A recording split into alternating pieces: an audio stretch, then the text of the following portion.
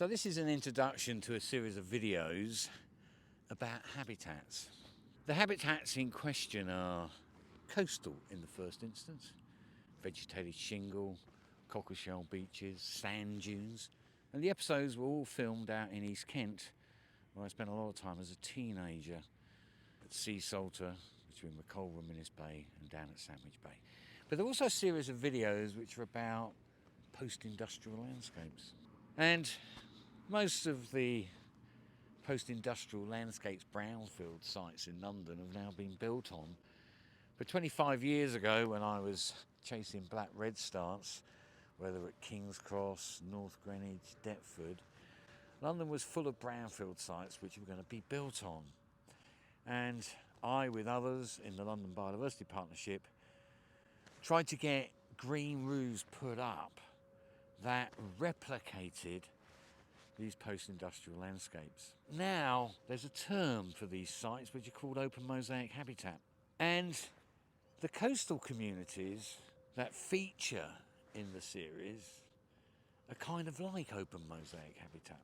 The series also features a few post-industrial landscapes. And these include the Tempelhofer Feld in Berlin. It's a very interesting site because it's actually got a very important cultural landscape called False Oat Meadow. But actually, where the airport concrete and tarmac has broken up, it's created some of the best open mosaic habitat that I've found anywhere in Europe. I also feature a big industrial site in the city of Ostrava. Now the steelworks and the coke works are now not working, but the site's been retained for its industrial heritage, and all around Ostrava is a lot of open mosaic habitat. And the series also will feature, just behind me is Mars Ravine, because many people on Blackheath, where I live, think that Mars Ravine is what Blackheath would have looked like 200 years ago. But Mars Ravine is actually a post-industrial landscape. It didn't look like that 120 years ago. And later on in May, I hope to go down to Swanscombe, because Swanscombe is one brilliant open mosaic habitat which now has been protected, hopefully, in the long term. And I hope to also meet up with my friend John Little, who lives on the other side of the Thames in Essex, and visit a couple of classic Essex open mosaic habitats. But the main purpose of these videos is really to discuss what we mean about delivering biodiversity on green roofs in cities like London, Manchester, Birmingham. And the other thing about these videos, from my perspective, as somebody who's been wandering around habitats in England and elsewhere in the world, is that a lot of the time when we think of something as natural, it's not actually necessarily ecologically the best kind of landscape. It's a cultural landscape.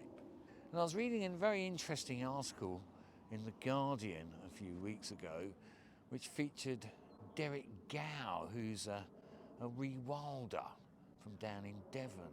And he was sort of berating sheep meadow. And unfortunately, sometimes we're a bit focused culturally on seeing sheep meadow as what is natural. Blackheath is often referred to as Blackheath Common, and there's a good reason for that, because it's common land, because the landed gentry had no value for it agriculturally or husbandry, so they let the common people use it.